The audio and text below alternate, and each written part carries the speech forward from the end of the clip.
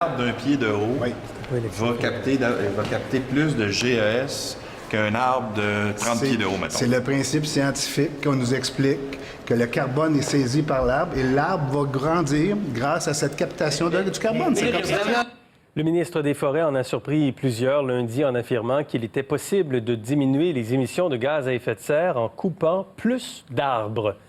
Avec nous, Evelyne Tifo, professeure agrégée au département des sciences du bois et de la forêt de l'Université Laval. Madame Tifo, bonsoir. Bonsoir. Est-ce qu'il est exact de dire qu'on réduit les gaz à effet de serre en coupant plus d'arbres?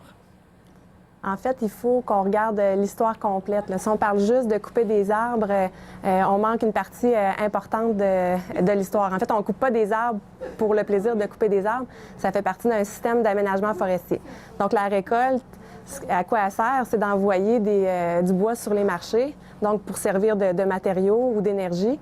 Et donc, quand on regarde l'histoire complète, donc la récolte qui permet de mobiliser des matériaux et de l'énergie renouvelable pour répondre aux besoins de la société, là, on peut être dans une dynamique de réduction de gaz à effet de serre. Parce qu'on parle d'atténuation, on parle d'adaptation. Expliquez-nous un peu comment ça fonctionne. En fait, quand on parle d'atténuation et d'adaptation, c'est un peu comme les joueurs offensifs et les joueurs défensifs d'une équipe de football.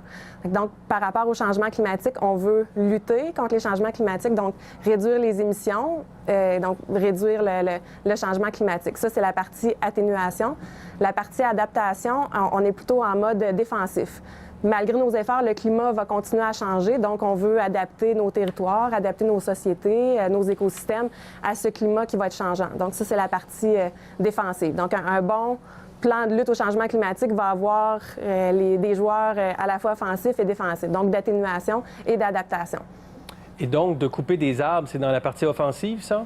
Oui, ça peut faire partie de la partie offensive. En fait, le ministre des Forêts, il n'a pas tiré ça de nulle part. C'est reconnu par le GIEC, le fameux GIEC, le groupe intergouvernemental sur l'évolution du climat, qui, dans ses rapports, reconnaît le rôle essentiel des forêts et des produits du bois dans la lutte au changement climatique, donc dans la partie d'atténuation.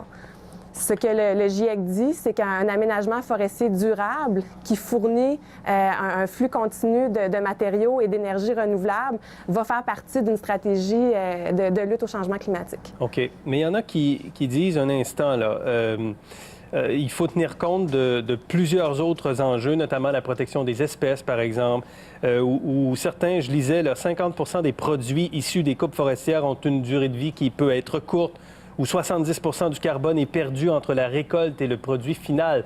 Donc, il y a des gens qui mettent en doute cette affirmation comme quoi la coupe forestière contribue à la réduction des gaz à effet de serre.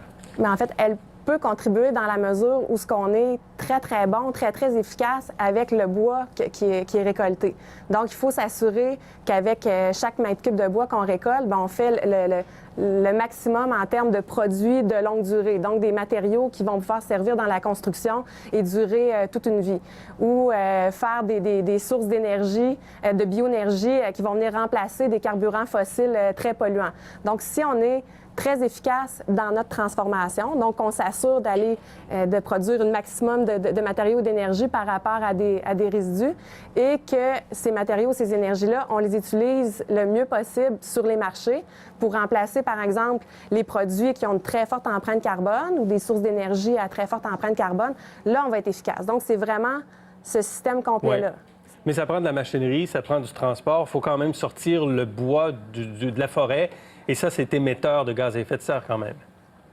Oui, mais quand on regarde le bilan carbone complet, et je passe ma vie à faire ça, la partie récolte du bois, transport, c'est quand même assez faible comme émission. Là, quand on regarde le bilan complet, le cycle du carbone en forêt et après ça, le rôle des produits du bois sur les marchés, la partie récolte, transport, transformation, c'est pas quelque chose qui est significatif. C'est vraiment...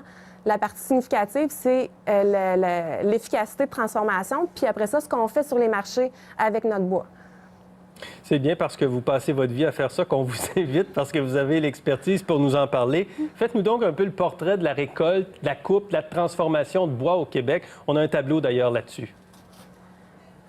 En termes de volume récolté, là, on voit dans la forêt publique, c'est 22 millions de mètres cubes, c'est ça? Oui.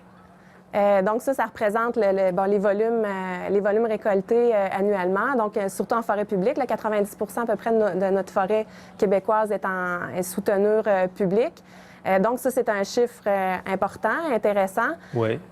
Un autre chiffre important à savoir, toutefois, c'est que, il y a ce niveau de récolte-là, mais il y a le niveau possible de récolte au Québec, ce qu'on appelle la possibilité forestière annuelle de coupe. Ça, c'est calculé par un bureau qu'on appelle le forestier en chef, donc qui est un bureau indépendant et qui calcule ce que la forêt québécoise est capable de produire année après année de manière durable. Donc, le niveau de récolte maximal qu'on peut aller chercher. Et c'est combien? La possibilité forestière en forêt publique au Québec est à peu près de 32 millions de mètres cubes. Donc, la coupe annuelle est de 22 millions, la possibilité est de 32 millions. Oui. Donc, il y a un espace de croissance qui est là. Donc, d'après ces chiffres-là, il serait possible d'augmenter notre niveau de récolte en restant dans les limites d'une récolte durable. Et de s'assurer de la régénération de nos forêts. Oui, ça, c'est la partie importante. Donc, la coupe du bois et la mobilisation des produits du bois ne fait du sens que si ça s'inscrit dans un contexte d'aménagement forestier durable. Donc, il faut s'assurer que la forêt, elle repousse aussi bien après qu'on soit passé qu'avant. Donc, ça, c'est une partie fondamentale. Mais c'est au cœur de notre régime forestier au Québec. Est-ce que c'est une bonne idée de planter 2 milliards d'arbres, comme le propose Justin Trudeau? C'est sûr que planter des arbres, on ne peut pas être contre l'idée de planter des arbres. C'est un beau symbole. On ne va pas sauver le monde avec ça, c'est sûr. Au Canada, on plante déjà à peu près 600 millions d'arbres par année, à peu près 125 millions au Québec. Donc, en planter 2 milliards de plus, pourquoi pas? Oui, il va y avoir un certain bénéfice d'un point de vue séquestration de carbone. Pas suffisamment pour sauver la planète, on s'entend. D'accord. Sauf qu'il y a toutes sortes d'autres retombées positives à la plantation d'arbres, c'est sûr. Là. Donc, et nous en reparlerons parce qu'il faut s'arrêter, Mme Thifault, là-dessus. Merci beaucoup. Merci à vous. Au revoir.